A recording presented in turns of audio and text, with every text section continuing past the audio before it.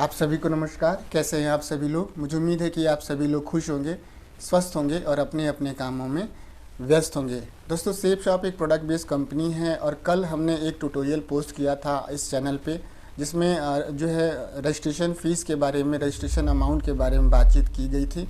इसको लेकर के बहुत सारे लोगों को भ्रांतियाँ हैं। वे ये सवाल कर रहे हैं या उनके मन में डाउट है कि जब डीडी देने से ही चेक बनता है, डीडी देने से ही मेन काम होता है, तो फिर ये फॉर्म भरने की क्या ज़रूरत है। डायरेक्ट हम जो है उस व्यक्ति का ऑनलाइन रजिस्ट्रेशन करके और हम उसका पेमेंट करके डायरेक्ट उसका सामान मंगवा के अपना चेक बनवा सकते हैं। ये फॉर्म भराने का जो झंझट है ये नहीं रहता तो अच्छा रहता। तो आज के हम इस ट्यूटोरियल में बात करेंगे कि फॉर्म भर देने से और फॉर्म भरने के समय इन्फॉर्मेशन जो फिल करनी होती है उसको फिल कर देने से आपको एज एसोसिएट क्या क्या सहूलियतें आपको मिलती हैं, आने वाले समय में क्या क्या आपको दिक्कतें नहीं होती हैं, और एज ए सीनियर्स आपको भी क्या दिक्कत नहीं हो सकती है। तो इस ट्यूटोरियल में बने रहिएगा। आज का जो ट्यूटोरियल है, जो एसोसिएट है, जो नए एसोसिएट जो बन रहे होते हैं, जो फ्रेशर होते हैं, उनके लिए बहुत ही ज़्यादा इम्पोर्टेंट है।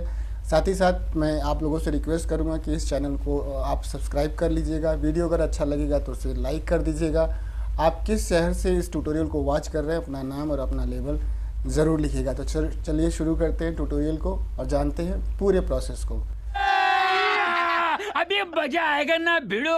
तो दोस्तों, स्वागत है आप सभी लोगों का आज के इस ट्यूटोरियल में। और दोस्तों, मैं बताना चाहूँगा कि सेफ शॉप में जो आपका प्रोडक्ट प्लान होता है, जो इनकम प्लान होता है, वो लेटेस्ट फरवरी का जो प्लान है उसको मैंने इस वाले ट्यूटोरियल में कवर किया हुआ है। आप इस वाले प्लान को देख सकते हैं। देखने के साथ साथ आप इसे किसी दूसरे के भी व्हाट्सअप मोबाइल पे भेज सकते हैं और उसे भी अपने सेफ शॉप के बेसिक प्लान के बारे में इंफॉर्मेशन दे सकते हैं। अब बात करते हैं कि सेफ शॉप का जो रजिस्ट्रेशन फॉर्म होता है, कई लोग उसे ज्वाइनिंग फॉर्म मानते हैं, कई लोग उसे पीडीएफ कहते हैं, पर्सनल डिटेल फॉर्म कहते हैं। तो इस तरह का कुछ फॉर्म होता है और इस फॉर्म को सभी लोगों को भरना ज़रूरी होता है। और हो सकता है कि आप लोगों ने भरा भी हो, बहुत सारे लोगों ने नहीं भरा होगा। डायरेक्ट वो डीडी दे करके ही ज्वाइनिंग हो जाती है उनकी। लेकिन बाद में जो लोग डीडी दे करके ज्वाइनिंग हो जाती है, बाद में उन्हें बहुत दिक्कत होती है। और वो दिक्कत ऐसे होती है कि कभी कभी उनका चेक बन जाता है और हमें पता चलता है कि उनका अकाउंट नंबर ही ऐड नहीं है। कभी कभी ये पता चलता है कि चेक बन गया और उनका अकाउंट नंबर तो सही है, आईएफएससी कोड गलत हो गया। कभी कभी उनका जो प्रोडक्ट होता है वो क्या होता है कि वहाँ से बन के तैयार तो हो जाता है, डिस्पैच तो हो जाता है, लेकिन सही समय पे सही पते पे वो पहुँच नहीं पाता है। और जो ओटीपी होता है वो भी मोबाइल पे नहीं आ पाता है।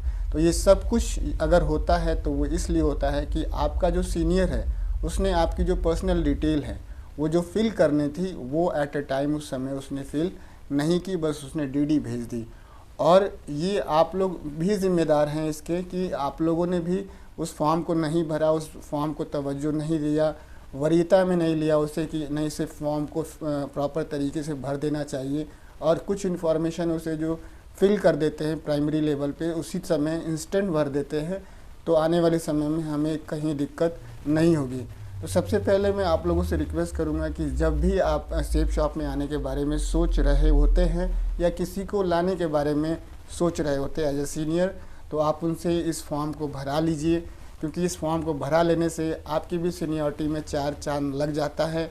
और जो नया व्यक्ति होता है जिसे कुछ नहीं पता होता है उसको भी कभी आने वाले समय में दिक्कत नहीं होती है।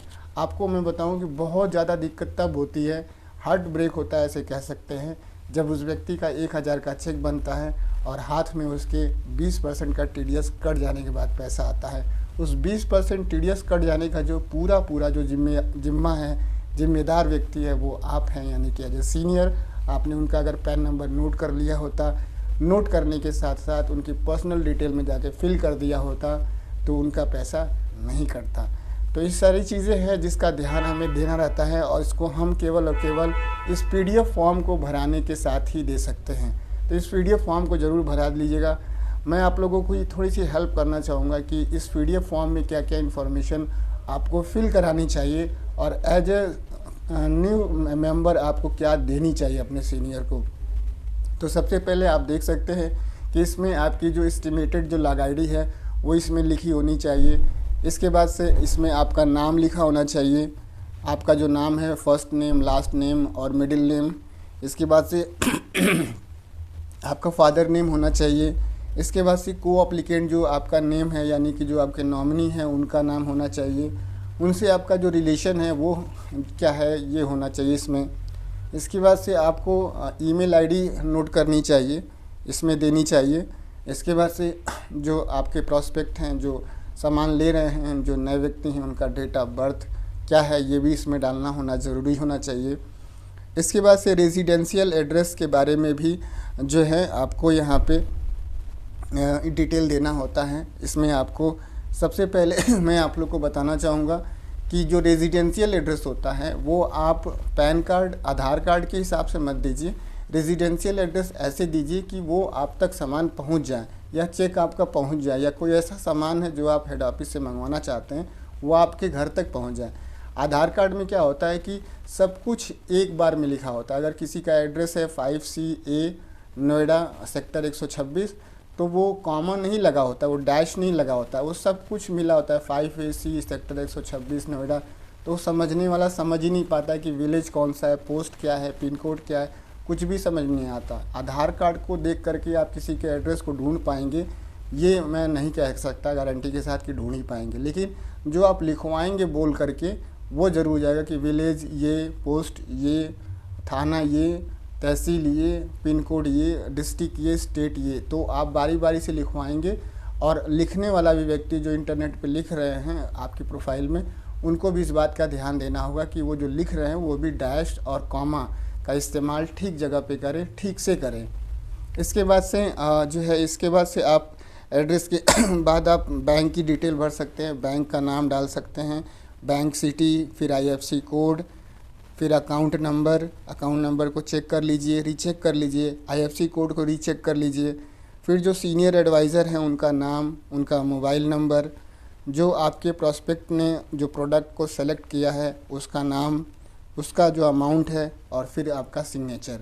ये सारी इन्फॉर्मेशन इस PDF फॉर्म पे मौजूद होनी चाहिए, आपको अपने सीनियर को देनी चाहिए और एज ए सीनियर आपको अपने प्रॉस्पेक्ट से लेनी चाहिए। इसको लेने से क्या होता है कि कभी भी आपका जो कोरियर है वो डिले नहीं होता है, कभी भी आपका TDS नहीं कटता है, कभी भी आपका जो पता होता है उससे संबंधित कभी कोई प्रॉब्लम नहीं होती, आपका मोबाइल नंबर रजिस्टर्ड हो जाता है, आपको OTP बेस कभी भी कोई दिक्कत नहीं होती है। तो ये सारी सहूलियतें हैं जिसको कि आप फॉर्म भर करके ले सकते हैं, सुविधाएं हैं। इसको लेने के लिए कुछ नहीं करना है, बस इन्फॉर्मेशन आपको बेसिक लेवल पे दे देनी है अपने सीनियर को, और एज ए सीनियर आपको अपने जूनियर से ले लेनी है।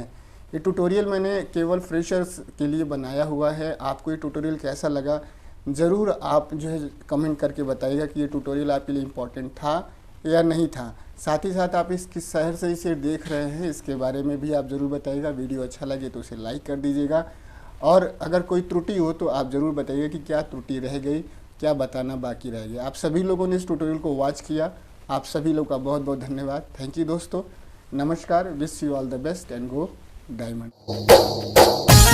जय हो सेफ शॉप, जय हो अपलाइन, जय हो महागुरु।